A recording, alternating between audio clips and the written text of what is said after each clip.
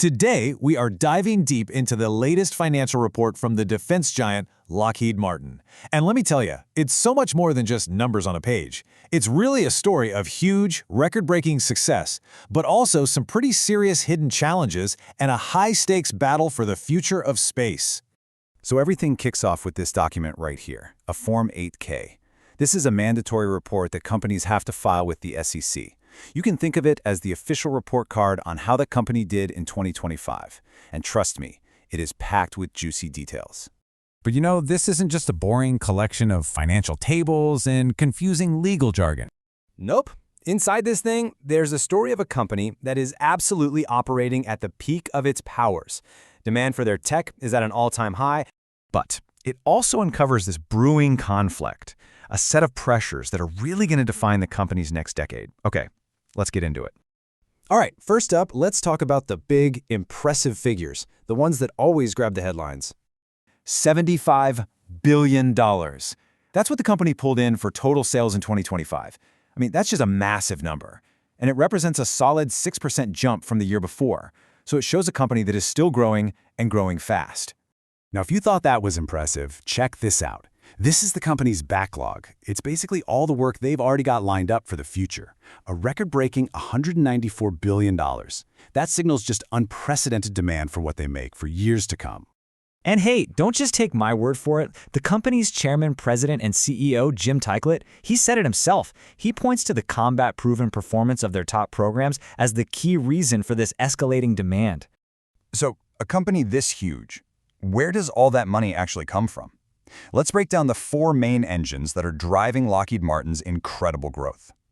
The whole business is split into these four key areas. You can see right here that aeronautics is the biggest piece of the pie by far, making up 40% of all sales. That's the division that builds iconic planes like the F-35 fighter jet.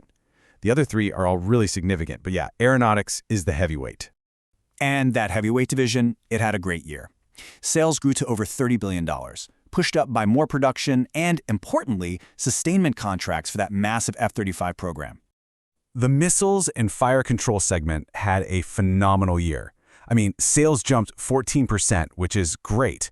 But look at the operating profit. It absolutely exploded by 382%. Now, to be fair, a lot of this was a rebound from some major losses back in 2024, but wow, what a turnaround. Okay, but here's our first real sign of trouble. The Rotary and Mission Systems segment, this includes the famous Sikorsky helicopters, they had a much tougher time. Sales were flat, and their operating profit took a 31% nosedive, and that was mostly because of some significant losses on certain helicopter programs. And finally, we get to space. This segment saw really steady, healthy growth all around, a solid 4% increase in sales and a nice 10% jump in profit.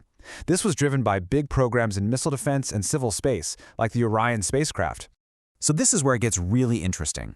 When you start to put all these pieces together and look past those big, flashy headline numbers, a much more complicated and, frankly, a more fascinating story starts to take shape. And here it is. This is the central tension of Lockheed Martin's entire year. On one side, you have that incredible $194 billion backlog, which promises years of stability. But on the other side, the company had to admit to $1.6 billion in losses on some of its specific new programs. And we need to be clear here, these aren't small, incidental costs. We're talking about massive losses. The filings actually detail $950 million in losses on a single classified program in aeronautics, and another $665 million in losses on those helicopter programs in that struggling RMS division. So how do these internal financial pressures actually play out in the real world? Well, to see that, let's zoom in on the space division, because it provides a perfect case study of the competitive battles that Lockheed is fighting on every front. This quote sent a shockwave through the entire industry. Tory Bruno, the super well-respected CEO of United Launch Alliance, which is a joint venture between Lockheed and Boeing, announced he was leaving. And he wasn't just retiring, he was jumping ship to lead national security programs at a direct competitor, Blue Origin. And this quote right here just brilliantly illustrates the concern this move created. Analysts like Todd Harrison see this as a huge sign of decline for ULA. I mean, this is a company that for decades was the government's go-to for launching satellites, but now it's really struggling against more agile and cost-effective rivals. Because the reality is, the entire launch market has been completely turned on its head. SpaceX, with its reusable rockets, fundamentally changed the economics of getting to orbit. ULA lost its top spot, winning only 19 of the next batch of Space Force missions compared to 28 for SpaceX. And with ULA's new Vulcan rocket being expendable, it's at a major cost disadvantage from day one. So, with all these very real pressures, we're talking internal program losses and super intense external competition, what is Lockheed actually telling its investors about the future? Let's take a look at their official forecast. Publicly, the forecast is strong. The company's official outlook for 2026 projects continued growth, with sales expected to rise to somewhere between $77 and $80 billion. The message they're sending is clear. The ship is steady, and it's on course for even more growth. Which leaves us with the big open question, right? Lockheed Martin has a record-setting order book and a legacy of success that is second to none. But it's also facing major internal cost challenges and a new war for the stars against faster, cheaper competition. So can this giant adapt quickly enough to win the future?